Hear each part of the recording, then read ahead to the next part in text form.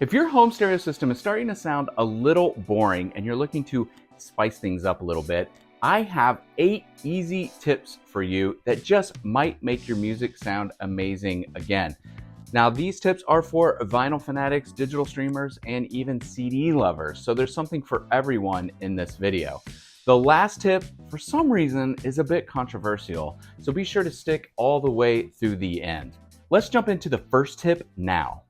All right, 2 quick tips for my vinyl playback friends. The first thing I did to change the sound signature on my stereo at home was upgrade the cartridge on my turntable. Now, I'm not going to spend a lot of time talking about what you should buy and what you should spend because that's a whole video in and of itself. But know that upgrading this cartridge will change the sound signature. You could spend thousands of dollars, you could spend a couple $100s, you could spend just a little bit more than what you already have, and you may hear things that are different you're not used to hearing on your records. I bought a $200 Audio-Technica Shibata stylus, and at the time I thought it was crazy for spending $200, but this stylus fits in the groove better than my previous one did, and it extracts information better. I'm able to hear better, higher frequencies, and the bass notes are just a little bit more musical. So I'm not necessarily saying to buy this one. I'm just saying that if you do buy a cartridge and a stylus, that it may allow you to be able to hear things differently than the one that's sitting on your turntable now. And speaking of that one, these needles are good for about 1,000 hours. So if you've gone well over $1,000 with your turntable and have never changed the needle, consider changing that too, because hey, look, it's going to wear down and not give you the best sound possible. So by upgrading this needle even, that's going to also help the sound on your vinyl come in a lot better. Now, the second tip is to consider getting an external phono preamp. Real quickly, a phono preamp takes the tiny audio signal from the needle that we were just looking at on the cartridge and boosts it to a line level. It makes the sound bigger so that our ears can actually hear it. Now, why would you consider buying an external phono preamp? Well, the preamps that are often included in turntables or receivers or amplifiers are often sort of they're just added on components. They get the job done, but they're not necessarily the best in the business for providing the best musical playback that you can get. So when you have an external phono preamp, its sole job is to simply make that audio signal boosted and sound the best it can. Now, I don't recommend you necessarily buying a $12 to $15, $20 phono preamp on Amazon. That's more utilitarian. It's just going to get the job done, not necessarily be more musical.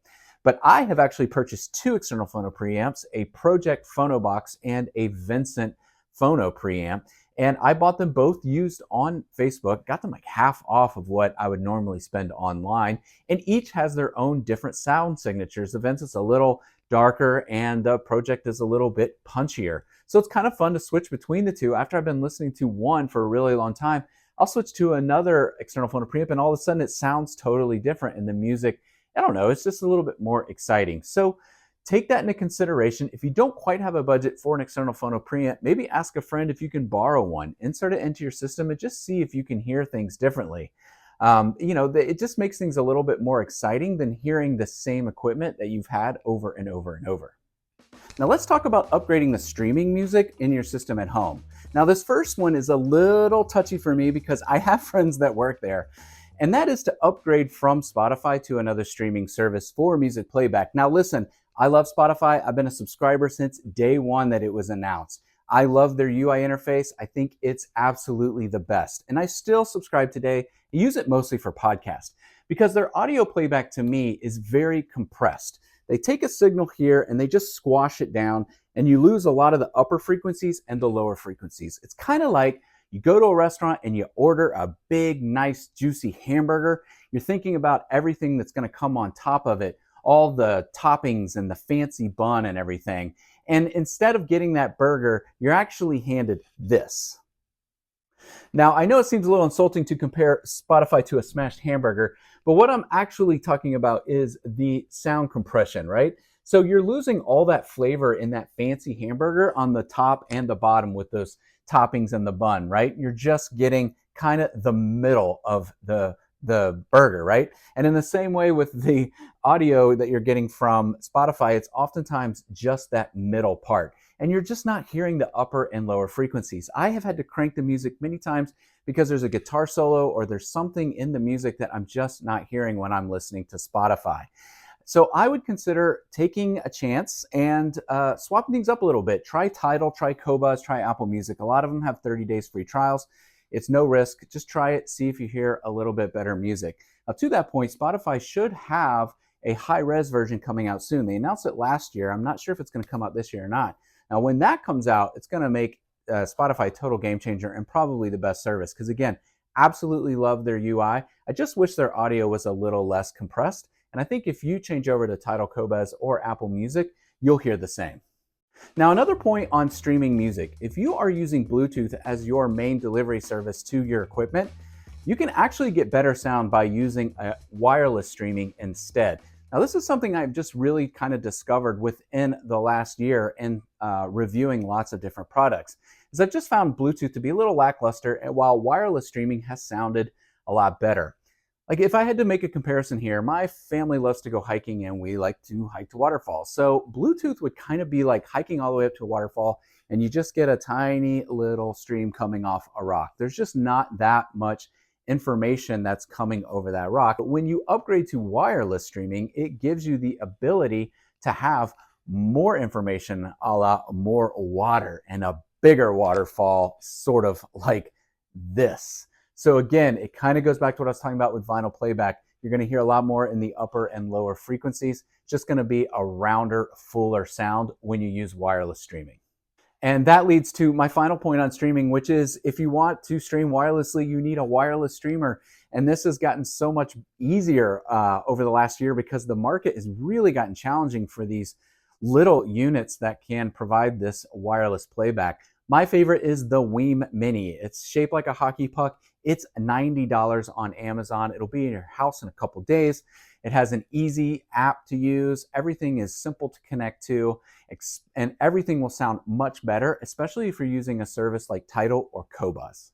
So let's keep things moving. We're talking about making the music at home sound a little bit more interesting than it may already. And we've had to spend a little bit of money up until this point, but these next two tips are actually basically free. And that's because we're going to talk about speaker placement. And where you place your speakers actually matter. And a lot of people just take their speakers, plug them up, put them up against the wall, and they are off and running. What you may want to consider is, if you have done this, is taking your speakers and move them around a little bit. Now in this video, I can't tell you exactly where you should place your speakers because it depends on everyone's speaker, their sound system, and where it is placed in their listening room. But just wanted to give you an idea of something that you could get up, move those around. Oftentimes manufacturers will tell you in the instructions on where and how to place those speakers and how they may sound better. For instance, if you have them too high, bring them down a little bit. If they're too low, bring them up a little bit. Another thing would be if you have bookshelf speakers and you have them mashed against the wall, bring them out some and allow that bass to come out a little bit better. Or even better, buy a small pair of speaker stands, which I think you can get for like 20, 30 bucks on Amazon, and take your bookshelf speakers and put them down on those speaker stands. Brings it down to ear level and it gets them off the wall and just helps round out the sound a little bit better. And while we're talking about speaker placement, also consider seeing if you can sit within the sweet spot. What is the sweet spot? Well, I'll show you on this little diagram here, but the general consensus is you've got two speakers towed in and the music is directed sort of at a point, which kind of makes a little triangle. And that spot is where you would be sitting. It's called the sweet spot. That means that all the music is basically pointed right in your direction and you're getting to hear everything all at once. Oftentimes people set up their speakers and they sit to the right or to the left, or they're just off center and the music sounds strange. If you're able to move within that sweet spot, try it out. You may not be able to keep your chair there, but maybe you can move it back and forth depending on when you're listening to music. Now I know this is really tricky because we don't all have dedicated listening spaces where we can have a chair sitting right in the middle of the room. But that's what I was saying earlier. You can move things around as needed.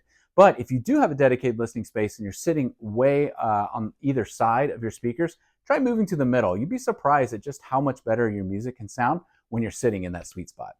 Now this last point's a little controversial because a lot of people say that this doesn't change sound at all. But for me, I have found that it does. And that would be adding an external DAC to a CD player. First of all, let's answer the question, what is a DAC? A DAC is a digital to analog converter. It takes the ones and zeros that's stored within a CD that we can't hear, and it turns it into an audio signal for our ears to be able to hear it. So it converts it from digital to analog. Now, every device has a built-in DAC, whether it's your phone, your iPad, or CD player. But oftentimes those DACs are just the bare minimum, just to be able to do the job, not actually do it really well. When you add an external DAC, to one of those devices, oftentimes it can make the sound much better. I kind of compare this to buying a digital camera. If you go buy a regular digital camera, it'll come with a lens and it will work fine, totally, and take great pictures. But if you want something with a little bit more focus, a little bit more detail, with a sharper image, you would probably go out and buy another lens to attach to that camera, which would provide all of those features. And that's basically what an external DAC can do. It can take the information from the CD and it can just give it more detail and more focus and just sort of a sharper audio image altogether. And it will actually surprise you. When I first hooked up a Schiit Modi DAC to my system, it did blow me away exactly. But over time, when I was listening to my CDs, I was like, I started hearing new things. Again, like new little pieces of instrumentation, new background vocals. It actually surprised me, and I fell in love with listening to CDs again. So if you're someone that still listens to a lot of CDs and your sound system's gotten a little boring at home, consider getting an external DAC and hooking it up and allowing it a little bit of burn-in time, and you may be surprised at just all the new things you hear within your CD collection.